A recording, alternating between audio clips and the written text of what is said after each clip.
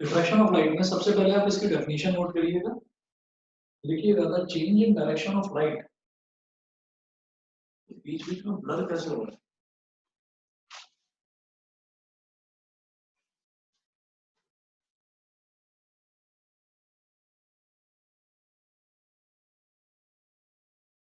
The change in direction of light, the change in direction of light when it passes from one medium to another, when it passes from one medium, one medium to another, the change in direction of light when it passes from one medium to another obliquely, obliquely, obliquely, is called refraction, is called refraction of light. The change in direction of light when it passes from one medium to another medium obliquely is called refraction of light. अब इसमें आप देखिएगा कि obliquely का मतलब होता है बेटा at an angle, कि किसी एंगल पर, मतलब वो स्ट्रेट या सीधा स्ट्राइक नहीं करेगा, it will strike at an angle. तो मैं आपको एक डायग्राम बनाकर दिखाता हूँ. फॉर एग्जाम्पल सर, हाँ जी बताइए सर आपकी आवाज नहीं आ रही है.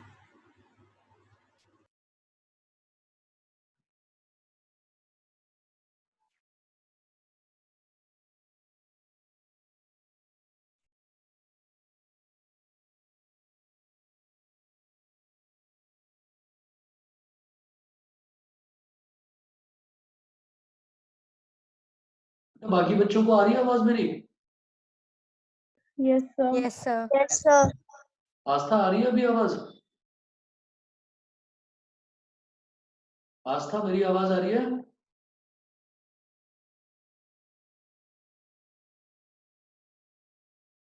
लग रहा है उसके कुछ प्रॉब्लम है.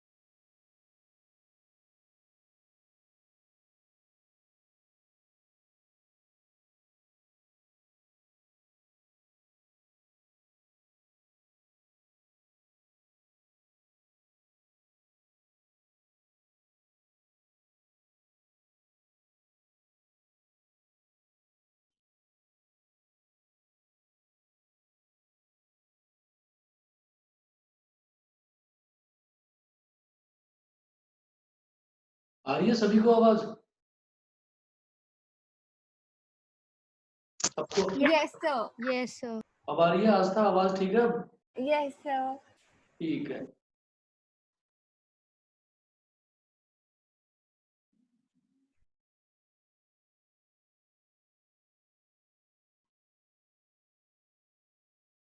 चलिए जी तो स्टार्ट करते हैं. डेफिनेशन है the change in direction of light when it passes from one medium to another obliquely is called reflection of light. इसका मतलब क्या है? इसका मतलब देखिए बेहद हमको थोड़ा सा आसान तरीके से इसको समझना है. फॉर एग्जांपल आप ये समझिएगा कि अगर मान लीजिए लाइट है और लाइट जैसे मान लीजिए ये मैं अगर इस बॉटल को लूं तो ये जो बॉटल है ये ट्रांसपेरेंट नहीं है, ये ट्रांसलूसेंट है. ट्रांसलूसेंट का मतलब होता है जिसमें से लाइट थोड़ी पास हो जाती है, पूरी तरह से पास नहीं हो पाती. ठीक है. अच्छा उसी जगह पर अगर मान लीजिए हम कोई और चीज ले लेते हैं, मान लीजिए हमने ये बुक ली है, ये बुक है हमारे पास, तो अगर मैं इस बुक की बात करूं और यहाँ से एक लाइट रे आए तो क्या वो आर पार निकल जाएगी? क्या वो निकल जाएगी इधर इधर से अगर लाइट डाली तो? नहीं निकलेगी ना। हमने अगर लाइट यहाँ पर स्ट्राइक करी तो क्या वो लाइट यहाँ से भी निकल सकती है, आर पार निकल सकती है? बताइए। No, No, sir. sir. नहीं निकल सकती, because this is solid medium, this is an opaque medium, ये ओपेक है, इसके आर पार लाइट नहीं निकल सकती। फिर मैंने बात करी एक ट्रांसपेरेंट मीडियम की या ट्रांसलूसेंट मीडियम की। अगर हम बात करें फॉर एग्जांपल जैसे ये है, तो इसके आर पार अगर आप देखें भी तो इसके आर पार आपको दिखाई दे सकता है, ठीक है, इसके आर पार थोड़ी बहुत लाइट निकल जाएगी। लेकिन होता क्या है कि जब लाइट यहाँ से आई तो इसका मतलब लाइट कहाँ से आ रही है, लाइट एयर में से आ रही है। और फिर ये मीडियम जो है ये है प्लास्टिक। तो हमने ये कहा कि लाइट अगर प्लास्टिक में जाने के बाद लाइट का डायरेक्शन अगर चेंज होता है तो इसका मतलब क्या है कि उसमें जो डायरेक्शन में चेंज हो रहा है उस प्रोसेस को हम रिफ्रैक्शन बोलते हैं। उस प्रोसेस को हम रिफ्रैक्शन बोलते हैं। ये चीज समझ में आ गई कि जैसे सर एक बार फिर से रिपीट कर दो। हाँ मैं ये बता रहा हूँ कि जैसे मान लीजिए लाइट है और मैं एक डायग्राम बनाता हूँ, डायग्राम से अभी सभी बच्चों को और अच्छे से समझ में आ जाएगा। हाँ गुड इवनिंग। हाँ जी, लिखिएगा, एक डायग्राम बना दीजिए यहाँ पर।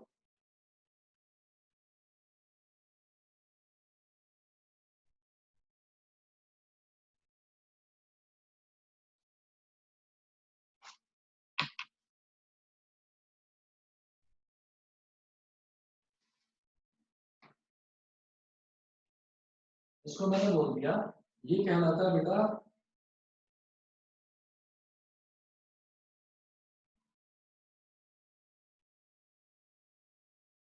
Rectangular glass slab. Rectangular glass slab, इसको मैंने बोल दिया, जैसे हम बोल सकते हैं ABCD, आप बोल दीजिए PQRS। इसको मैंने बोल दिया P, इसको Q, इसको R और इसको S, PQRS। फिर हमने क्या करा कि एक इंसिडेंट लाइट आ रही है और ऑब्लिकली, ऑब्लिकली का मतलब क्या है कि एट एन एंगल, सीधी नहीं आएगी, मतलब ऐसे सीधी नहीं आएगी, एट एन एंगल है। अच्छा, अब मैंने यहाँ पर एक नॉर्मल बना दिया,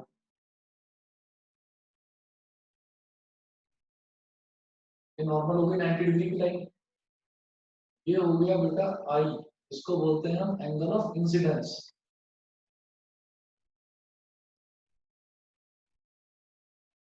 यहाँ आउटसाइड मीडियम है एयर और यहाँ ग्लास के अंदर यहाँ मीडियम हो जाएगा ग्लास। ग्लास मतलब कांच का बना हुआ है, रेक्टेंगुलर ग्लास स्लैब है, ठीक है। फिर अगर यहाँ पर ये ग्लास ना आता तो ये रे ऑफ लाइट ऐसे सीधी निकल जाती, लेकिन ये सीधी ना जाकर थोड़ी सी नीचे की तरफ ऐसे टिल्ट हो गई। ये जो एंगल है ये है R, angle of refraction, angle of refraction. तो इसको बोलेंगे इंसिडेंट रे, इसको बोलेंगे रिफ्रैक्टेड रे। आई इज, यहाँ दिल्ली लिखा,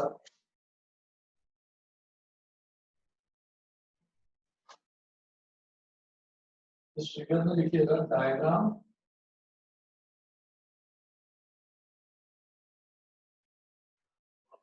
to show the refraction of light, diagram to show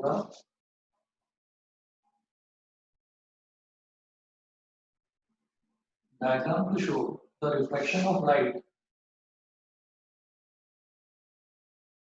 when it passes from air, into glass. Diagram to show the refraction of light when it passes from air into glass. ठीक है, here I is angle of incidence. I is angle of incidence, semicolon. R is angle of refraction. I is angle of incidence and R is angle of refraction.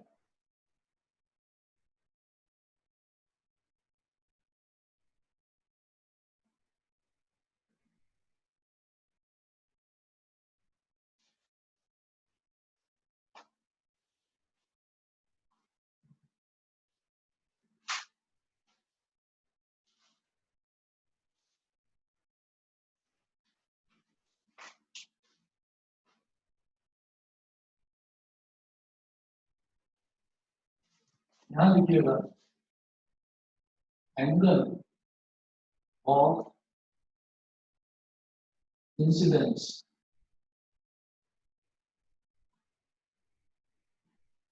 Angle of incidence. इसमें लिखिए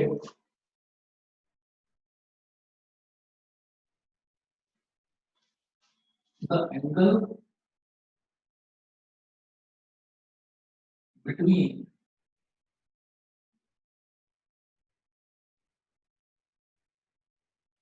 angle between incident ray and the normal, bracket में लिखना, at the point of incidence is called angle of incidence I.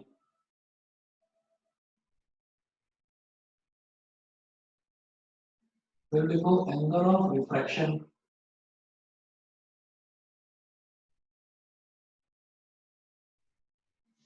Angle of refraction इसमें लिखिएगा the angle between refracted ray and the normal at the point of incidence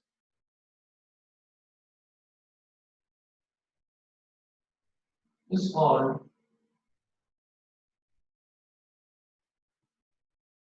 angle of refraction. Bracket में लिखिएगा small r. Note करिए सभी बच्चे.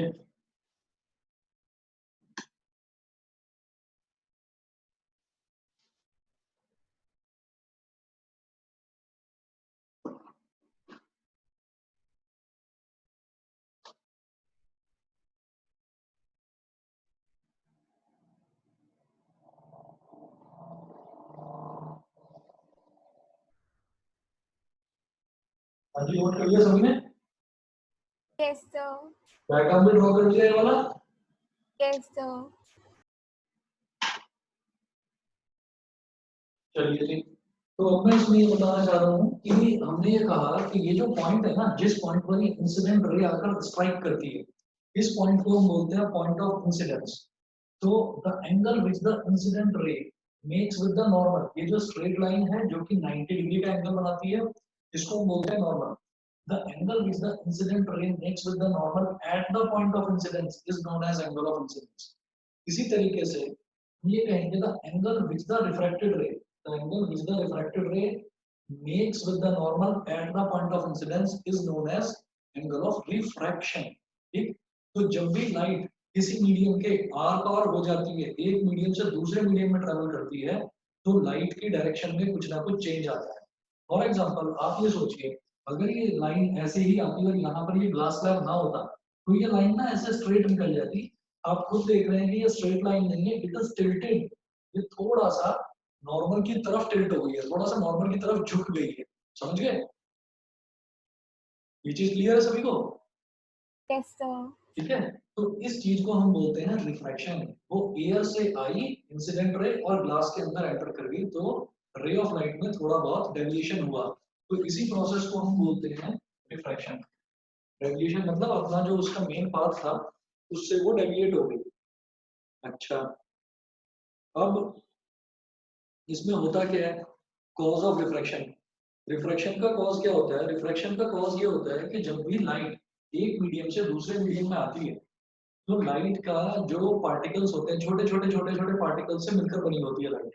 जैसा कि हमने इससे पहले वाले चैप्टर में भी देखा था कि जो लाइट होती है, लाइट की दो थ्योरी हमने पढ़ी थी, एक थी पार्टिकल थ्योरी और एक थी वेव थ्योरी। तो वेव थ्योरी में ये पढ़ा था कि light is made up of electromagnetic waves, और पार्टिकल थ्योरी में ये पढ़ा था कि light is made up of small small particles, छोटे छोटे पार्टिकल्स से मिलकर लाइट बनी है।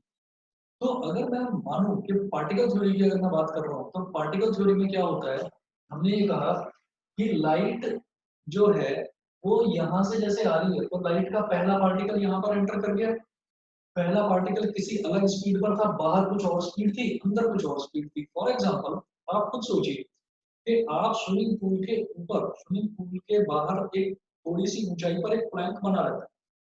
प्लैंक समझते हैं ना? Yes, sir. हाँ, सर। प्लैंक ये होता है जिस पर खड़ा होकर हम लोग क्या करते हैं, हम वहां से जंप करते हैं स्विमिंग पूल Dive. कूदने के लिए। तो हम जब प्लैंक में हैं, तो प्लैंक से जैसे ही हमने जंप लगाया, तो इसका मतलब क्या है कि तब हमारी जो स्पीड है वो अलग होती है, वो बहुत ज्यादा होती है, because now we are in air, हम एयर में हैं। लेकिन जैसे ही एयर मेरा एक मीडियम था, मैं एयर से जैसे ही वाटर में एंटर करा, तो water is a different medium, मेरी स्पीड में अंतर आ जाएगा, क्योंकि वाटर के जो पार्टिकल्स हैं, वो वाटर के पार्टिकल्स थोड़ा क्लोजली पैक्ड हैं in comparison to air. Water के particles in comparison to air closely packed हैं, क्योंकि एयर में पार्टिकल्स बिल्कुल खुले खुले होते हैं, तो मैं आराम से हवा में छलांग लगा देता हूँ।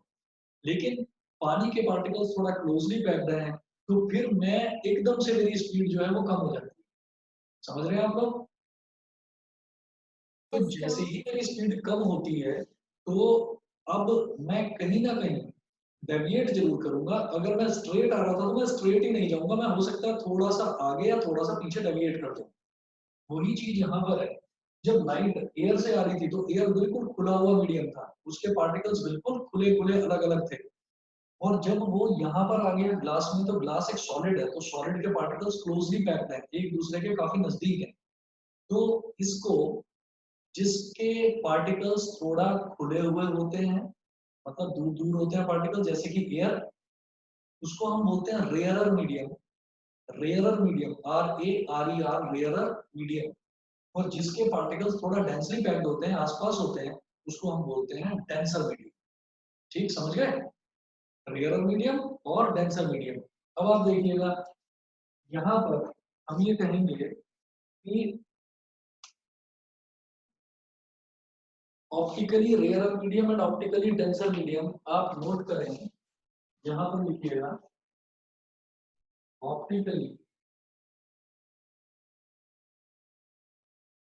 Rarer medium. दिखाई दे रहा है जो इधर लिख रहा हूं मैं, RARER, ऑप्टिकली रेयरर मीडियम। ये दिखाई दे रहा है सभी बच्चों को? Yes, sir. RARER, optically rarer medium. ठीक है, अच्छा, इसको यहाँ रहने देता हूँ, यहाँ रिफ्लेक्शन पड़ रहा है लाइट का, मैं इधर करता हूँ।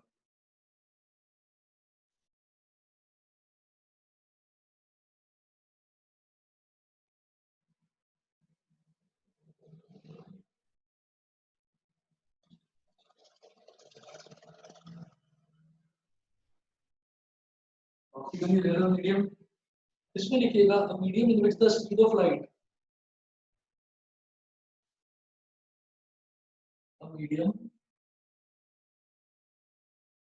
इन which the speed of light is a medium in which the speed of light is more, speed of light is more is known as rarer medium या ऑप्टिकली रेयर मीडियम, एक ही बात है।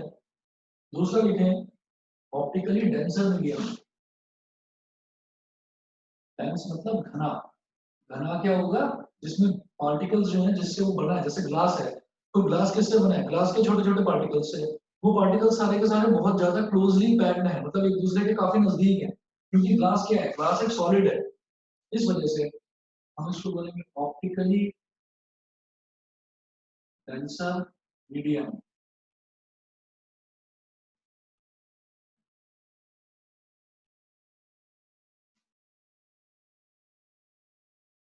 A medium in which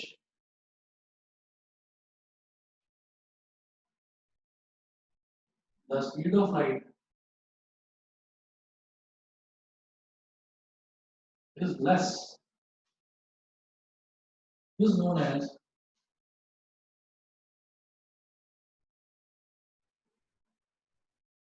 optically denser medium।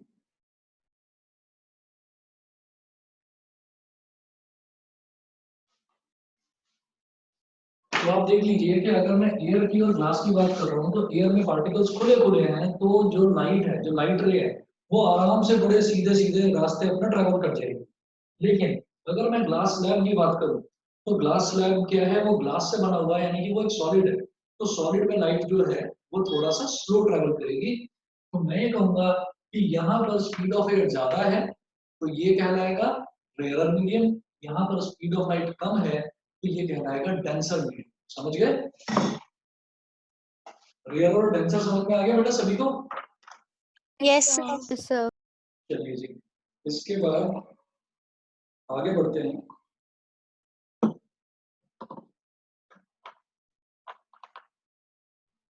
फिर हम दो अलग अलग cases देखेंगे।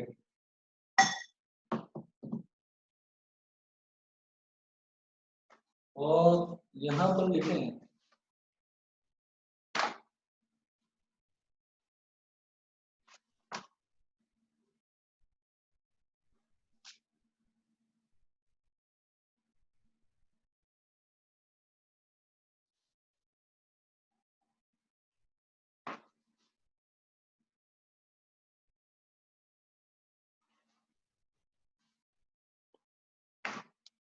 Case one.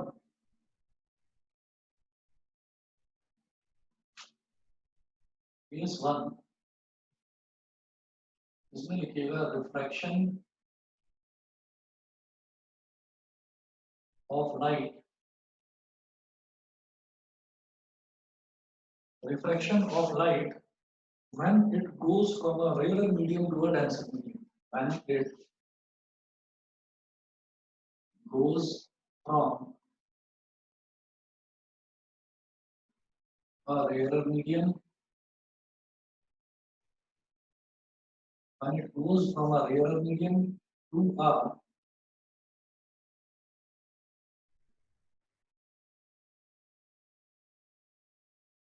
refraction of light when it goes from a rarer medium to a denser medium। ठीक। अच्छा, तो अब हम बात करते हैं कि जब रे ऑफ लाइट एक रेयर मीडियम से डेंसर मीडियम के अंदर एंटर कर जाती है तो उस केस में क्या होगा? हम एक ग्लास स्लैब बनाकर दिखा रहे हैं आपको।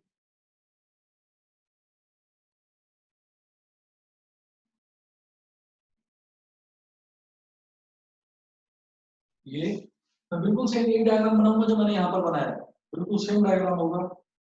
यहाँ पर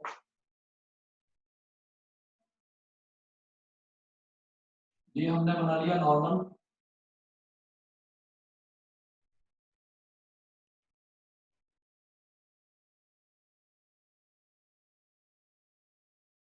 ये हो गई इंसिडेंट रे।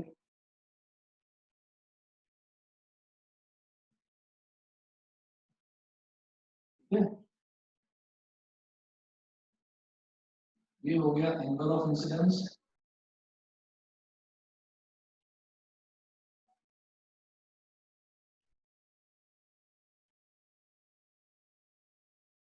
और ये हो गई हमारी रिफ्रैक्टेड रे दिखाई दे रहा है सभी को?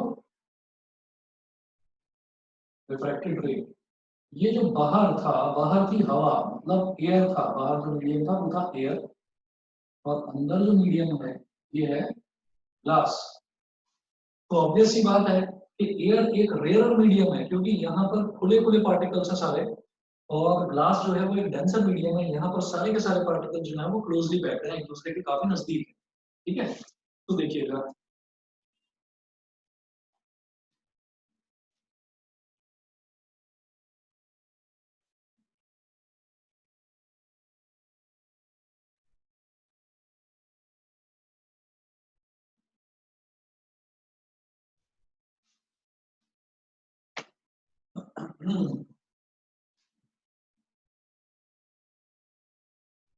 When a ray of light, अब नेक्स्ट लाइन, ये डायग्राम बनाने के बाद इधर लिखेंगे आप,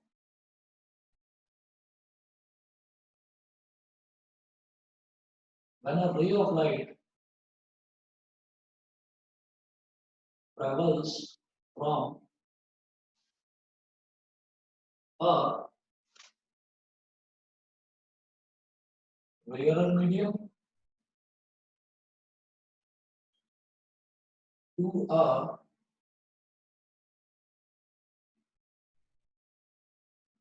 when a ray of light travels from a rarer medium to a denser medium, it bends, it bends towards the normal. Sir ये डायग्राम के बाद लिखना है। हाँ जी बेटा, डायग्राम के बाद लिखना है, it bends towards the normal.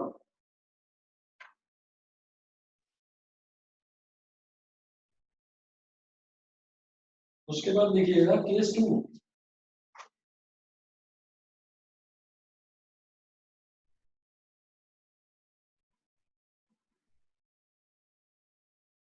refraction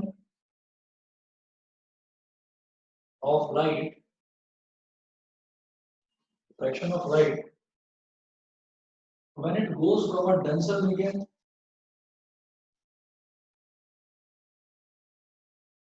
when it goes from a denser medium to a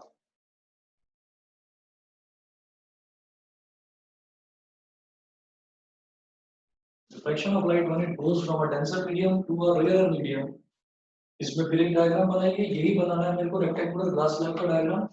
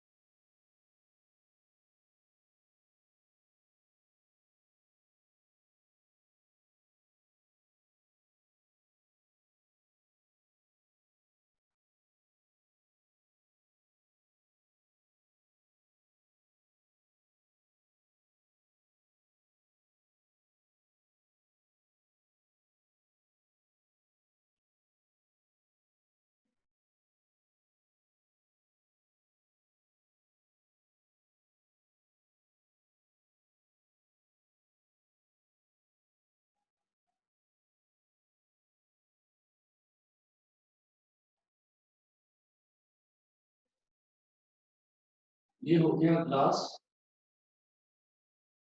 glass है डेंसर मीडियम, और ये हो गया एयर, एयर है rare medium,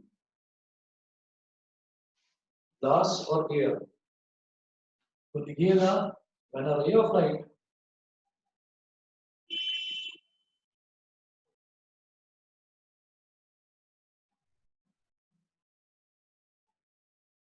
when a ray of light travels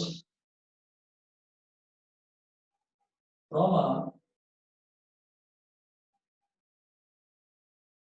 denser medium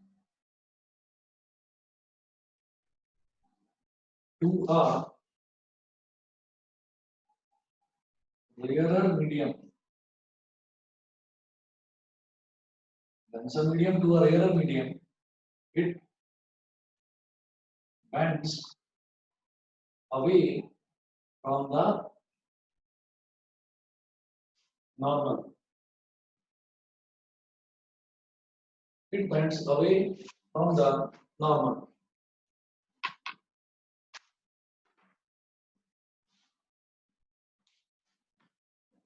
ये जी नोट फटाफट, फिर मैं एक्सप्लेन करता हूँ दोनों केसेस।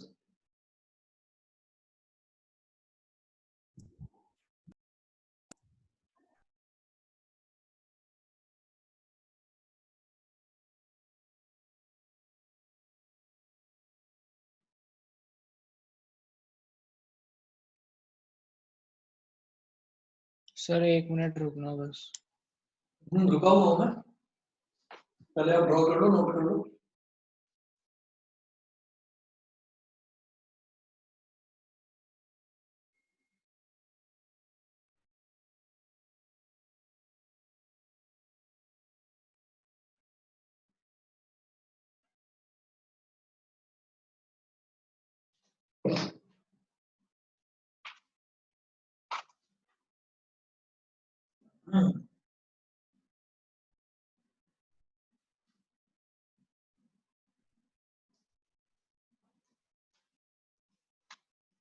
कर लिया बेटा सभी ने? Yes sir. Yes, sir. चलिए अब जरा देखिएगा, मैंने ये कहा कि दो केसेस देखे। सबसे पहले हमने कहा refraction of light when it goes from a rare medium to a denser medium. तो ये रेयर मीडियम है क्योंकि ये एयर है।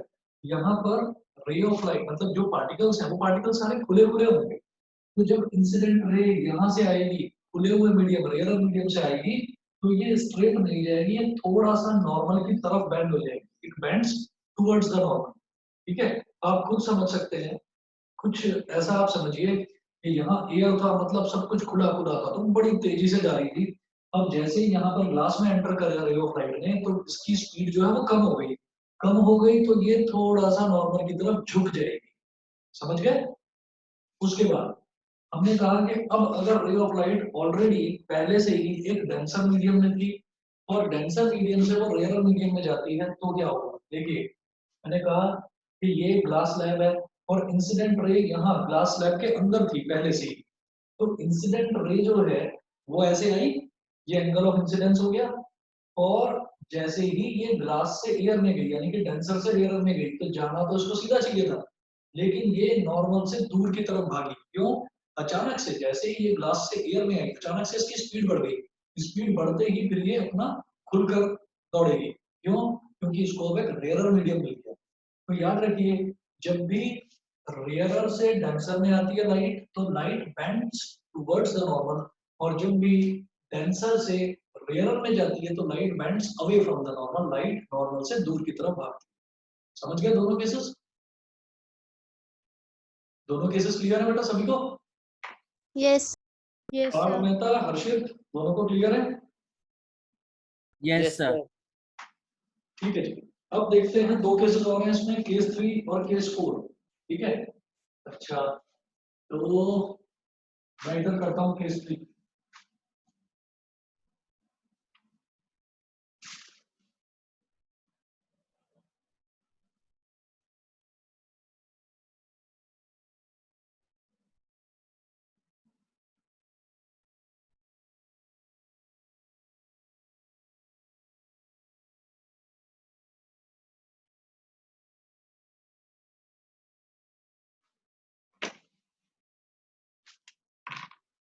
देखिए अब देखिएगा केस 3, इसमें है refraction of light going from air into glass and again into air.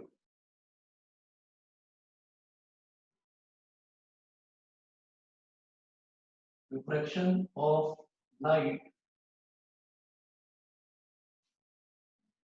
going from air into glass and again into air। Reflection of light बताना है जब लाइट एयर से ग्लास में चली जाए और ग्लास से फिर वापस एयर में आ जाए, तो ऐसे में क्या होगा। ऐसे में देखते हैं जी, ये बीच वाला सबने नोट कर लिया, ये बीच वाला नोट कर लिया। Yes, sir. ठीक है, अगर ये बीच वाला नोट कर लिया तो मैं इधर बीच में कर रहा हूँ इस चीज को, क्योंकि उधर ना थोड़ा रिफ्लेक्शन पड़ रहा है, तो यहाँ पर भी अच्छे से समझ में आ रहा है। इसका डायग्राम थोड़ा सा बड़ा बनाना होगा आपको।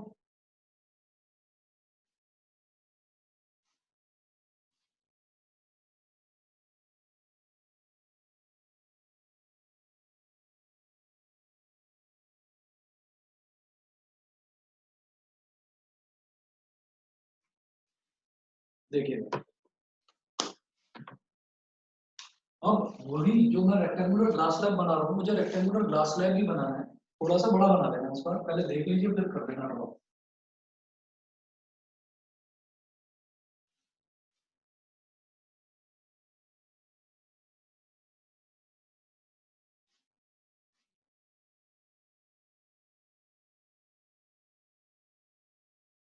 यहाँ पर बनाइएगा नॉर्मल, थोड़ा इस तरफ लेफ्ट में।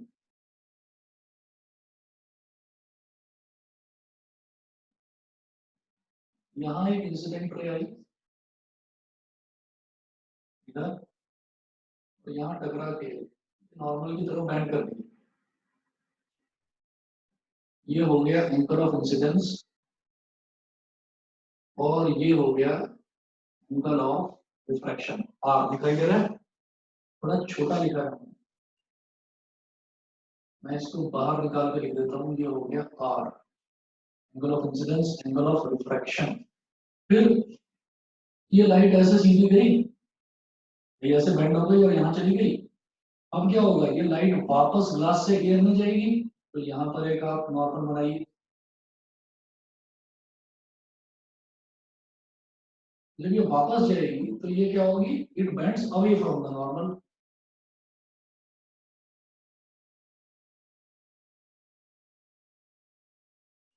ये वाली जो रे है इसको हम बोलते हैं इंसिडेंट रे।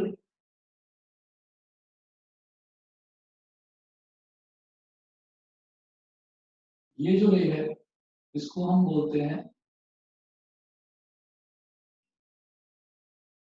रिफ्रैक्टेड रे। और ये जो इंसिडेंट हुई फिर रिफ्रैक्टेड हुई, और रिफ्रैक्टेड रे जब वापस बाहर निकलती है तो इसको हम बोलते हैं इमर्जेंट रे। EMERGENT, इमर्जेंट रे। अच्छा, और देखिएगा ये भी नॉर्मल है और ये भी नॉर्मल है, इसका मतलब ये वाली लाइन और ये वाली लाइन दोनों परपेंडिकुलर होंगी। तो अगर ये एंगल ऑफ रिफ्रैक्शन है तो बेटा ये भी एंगल ऑफ रिफ्रैक्शन ही होगा, ये भी आर ही होगा। Reason alternate interior angles. और ये जो एंगल बना बाहर नॉर्मल के साथ इसको बोलते हैं E, angle of emergence, angle of emergence. अब देखिएगा, अगर ये जो इंसिडेंट रे है, अगर ये इंसिडेंट रे यहाँ पर टिल्ट ना होती तो ये ऐसे जाती सीधी।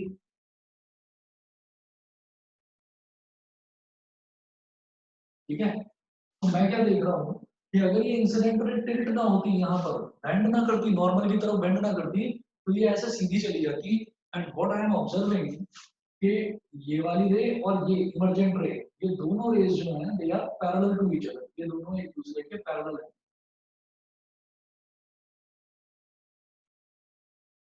समझ रहे हैं आप लोग, ये दोनों रेज एक दूसरे के पैरेलल हैं, और इन दोनों के बीच में ये जो डिस्टेंस होता है,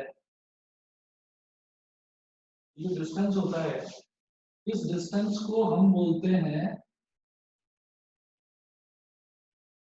डेल्टा। ये एस है ना, एस, कैपिटल एस दिखाई दे रहा है। इस कैपिटल एस को घुमाकर यहाँ ऐसे चिपका दो, इसको बोलते हैं delta. And delta is known as lateral displacement, lateral displacement, lateral displacement. अब ड्रॉ करिए इसको फटाफट।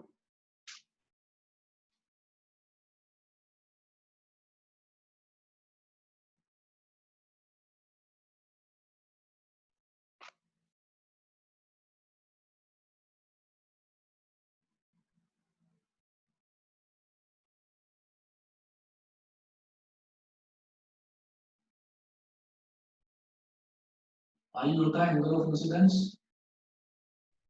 आर होता है एंगल ऑफ रिफ्रैक्शन, और ई होता है angle of emergence. Angle I is always equal to angle E, angle I angle E के इक्वल होता है, रूल है ये।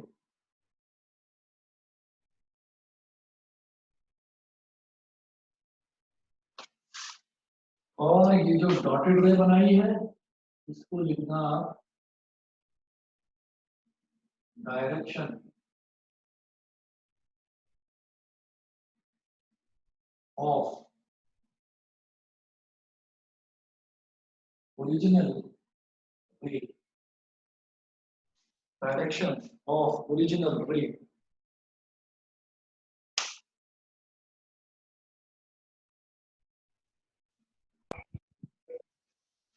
सर ये डॉटेड लाइन का नाम क्या लिखा है, थोड़ा ब्लर दिख रहा है मेरे को। हाँ मैं बता रहा हूँ, डॉटेड लाइन पर मैंने लिखा डायरेक्शन ऑफ ओरिजिनल रे, है ना। मैंने थोड़ा ओके छोटा सर। लिखा है इस वजह से दिखाई नहीं दे रहा होगा। डायरेक्शन ऑफ ओरिजिनल रे बड़ा लिख दूं?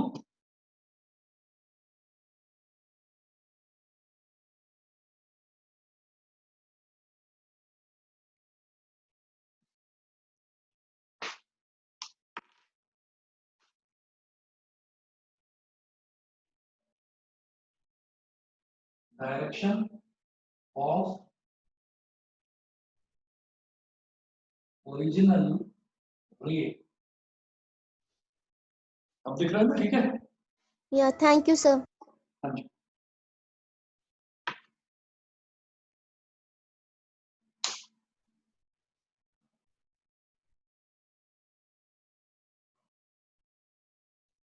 सबने ड्रॉ कर लिया हो तो बताओ, आगे बढ़े।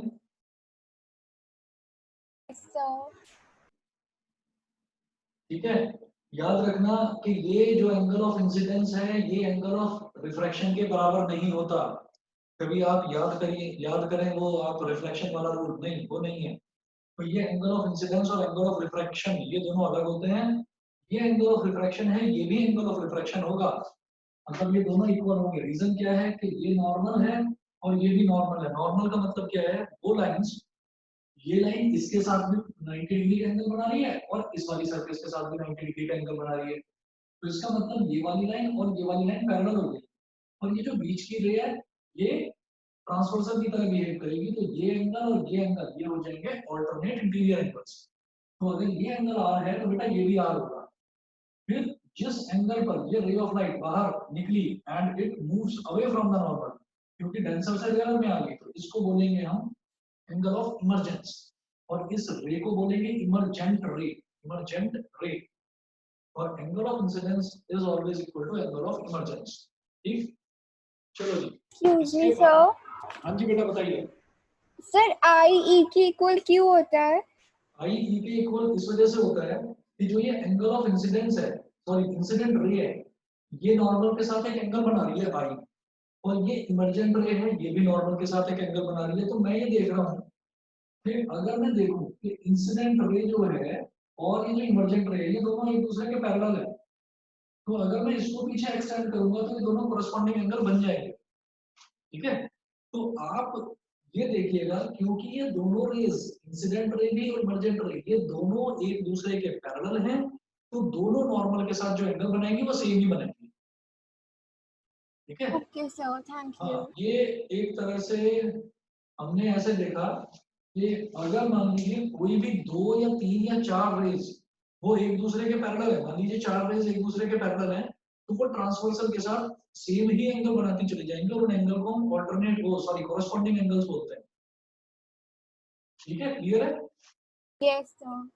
चलिए अब इसके बाद, अच्छा ये वाला जो है इमरजेंट रे में और ओरिजिनल रे की डायरेक्शन में जो डिफरेंस होता है उसको मैं बोलता हूँ delta, and delta is known as lateral displacement. इसको बोलते हैं लेटरल डिस्प्लेसमेंट। अब देखिएगा case 4।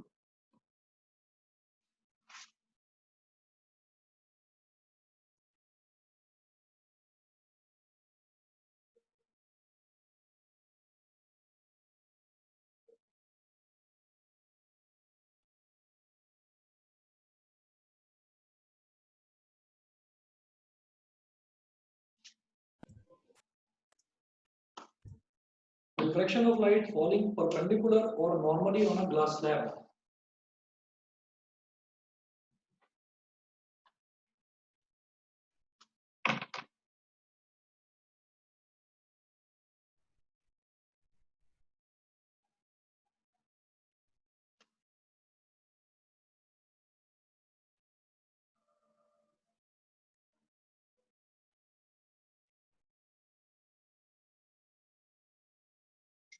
Falling normally or perpendicularly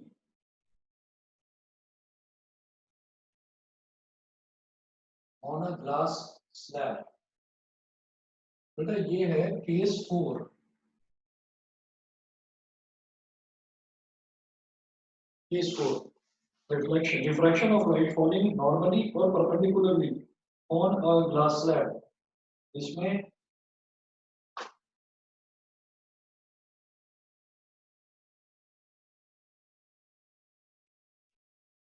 हमने ग्लास स्लैब बनाया और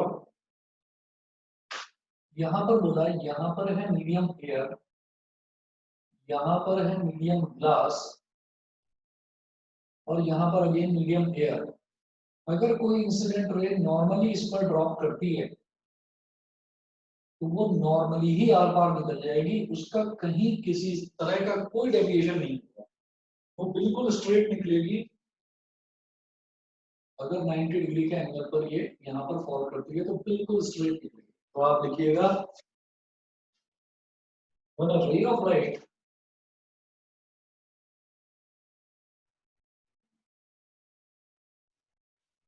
a ray of light falls normally when a ray of light falls normally to the surface of a glass slab, normally to the surface of a glass slab,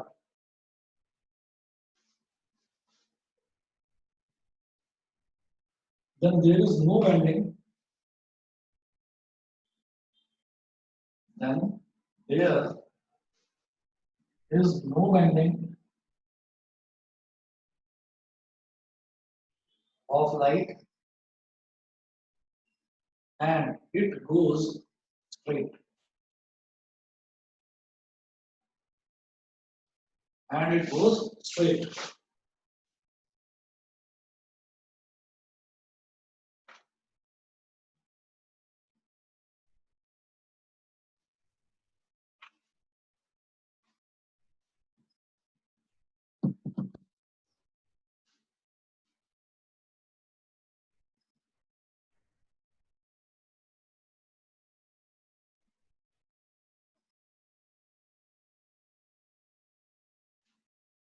बताइए जी, ये चारों cases clear है सभी को? ये चारों Yes, केसेस sir. सभी Yes, सभी को sir. क्लियर है? हाँ जी. अब इसके बाद है effects of refraction of light. तो यहाँ तक सभी ने अपने नोट्स में नोट कर लिया है ना? Yes, sir. Yes, sir. ठीक है जी. अब इसके बाद का कुछ पोर्शन जो है वो मैं आपको व्हाट्सएप करूंगा. बस 1 या 2 पेजेस होंगे, वो आपको आगे इसमें ऐड ऑन कर लेने हैं. जी सर. ठीक है, तो 2 पेजेस आपको इसमें नोट करने हैं. 1 2 हाँ 2 पेजेस होंगे बस, और कुछ नहीं. ठीक.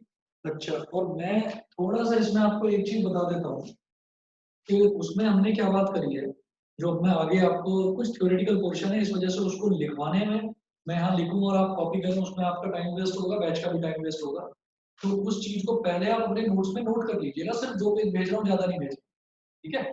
तो अब उसमें हम क्या डिस्कस करना चाहते हैं कि रिफ्रैक्शन की वजह से बहुत सारे डे टू डे लाइफ में भी हमें काफी ऐसे एग्जांपल्स देखते हैं जो रिफ्रैक्शन की वजह से हमको देखने के लिए मिलते हैं.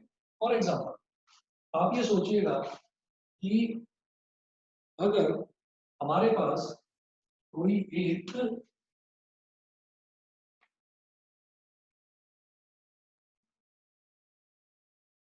ऐसे बीकर है,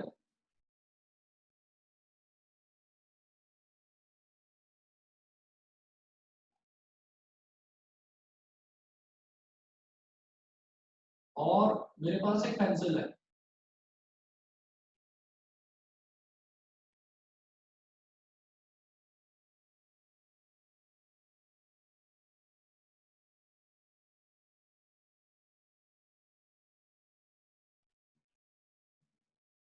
ये पेंसिल है हमारे पास। हमने क्या करा कि ये जो पेंसिल है, इस पेंसिल को, हाँ जी बेटा, दिखाई दे रहा है सभी को? Yes sir. यस दिखाई सर। दे रहा है? हमने क्या करा है कि इस पेंसिल को लेकर आए और इस पानी में डुबा दिया हमने। कैसे?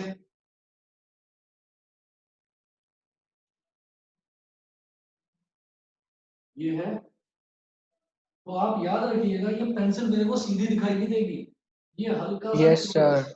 ये हल्का सा टिल्ट हो जाएगी ऐसी। कंडीशन क्या है कि जो ये बीकर है, जो ये कंटेनर है, ये ग्लास का होना चाहिए, तभी तो मैं इसके आर पार देख सकता हूँ। तो होगा क्या कि पेंसिल होगी तो सीधी ही, लेकिन पेंसिल मुझे टिल्टेड दिखाई देगी। अब वो टिल्टेड क्यों दिखाई देगी, उसका रीजन क्या है टिल्टेड दिखाई देने का, कि हम जो एक रेयरर मीडियम है, रेयरर मीडियम से पेंसिल एक डेंसर मीडियम में एंटर कर रही है, मतलब ये एयर से वाटर में एंटर कर रही है, इसी वजह से it bends towards the normal, ये नॉर्मल की तरफ थोड़ा सा बेंड कर रही है।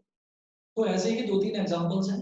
फॉर एग्जांपल, अगर मैंने एक कॉइन डाला किसी उसमें ग्लास टम्बलर में जो पानी से भरा हुआ है, तो वो जो कॉइन है वो मेरे को थोड़ा सा ऊपर को उठा हुआ दिखाई देता है, ठीक है, उसको हम बोलते हैं उसकी अपीयरेंट पोजीशन। अपीयरेंट पोजीशन मतलब ऐसी पोजीशन जो मुझे अपीयर होती है, जैसे ये पेंसिल मुझे दिखाई ऐसे देगी जैसे पेंसिल टेढ़ी हो गई है, लेकिन निकाल के देखूंगा तो सीधी होगी। तो अपीयरेंट थिंग का मतलब ये होता है, अपीयरेंट पोजीशन का मतलब कि it is appearing to me like that it has got tilted, लेकिन ये टिल्ट लेकिन ये टिल्ट नहीं हुई है। तो इसको बोलते हैं अपीयरेंट पोजीशन। उसके बाद आपको 2 या 3 पेजेस भेजूंगा, वो आप अपने नोट्स में यहाँ तक जो आपने नोट करा है इसके आगे उनको आप राइट डाउन कर लें, फिर उसके बाद कल की क्लास में कंटिन्यू करते हैं, ठीक है जी? Yes, sir. Okay sir. चलिए, thank you, thank you. Thank you, you sir. Sir. Okay, sir नमस्ते। नमस्ते, नमस्ते, गुड आफ्टरनून।